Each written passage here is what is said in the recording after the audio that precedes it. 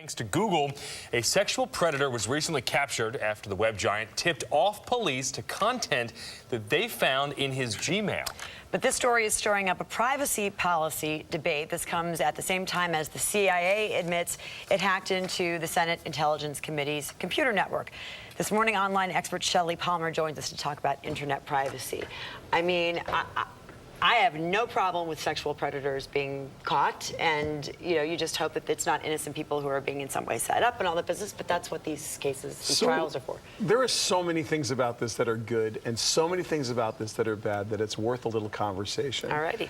No one in their right mind would condone sexual predation, especially on children, in any version of it. And the fact that Google was able to find these images on someone's email and tip off the police, and the guy gets arrested, and it's the right guy, and he's a registered sex offender, everybody's going, yeah, hold on a minute. How did you actually find those images, and what was the mechanism in place that allowed you, out of the billions, literally billions of emails that go back and forth all day on Google, find this guy? And, were you looking for him? And the answer was no, they weren't looking for him. They were just looking. And I thought, this is, considering the number of emails I've received on this subject, a great opportunity to remind everyone more than ever before, like, forget the NSA. They're always looking.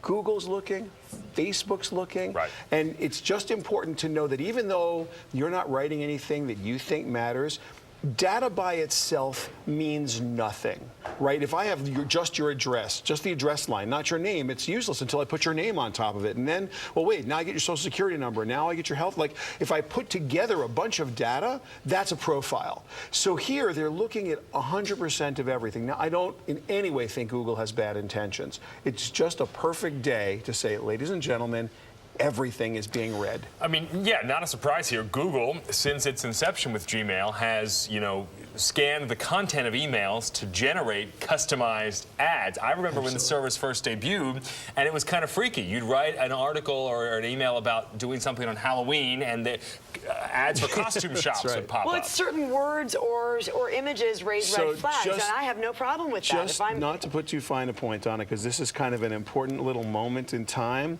Our automated system analyzes your content, including emails, to provide you with personally relevant product features, such as customized search results, and it goes on to say how nothing that you do is private. Now, Microsoft jumped on this and said, don't get scroogled, but Microsoft does it too. Right. Everybody does it. So well, is it words? Is it specific words that will raise a red flag, or is it a sentence or phrases? So it's words, it's images, it's every version of the way you communicate. And I think it's just important to understand that I'm not telling people to freak out and you shouldn't write to Google and don't start unsubscribing from things. Just understand that we live in a public world, and I think that's all this says. Whether it's right or wrong that this guy got arrested, I think it's right that he got arrested. I've got nothing to hide, and I don't want to live in a world where I'm worried about that. But it would be naive of all of us to think that this is not being read. One last thing, it's being read by a machine, not by a person. Right. So once it hits a threshold of weird, then the machine goes, hey, a threshold of weird has happened. Person, look at this. So it's not that every word is being looked at by a human being who's passing judgment on you. The computers are looking at the words you use, the images you use, and then going, this is an anomaly. It's not what we expect you to be doing, or it's not legal.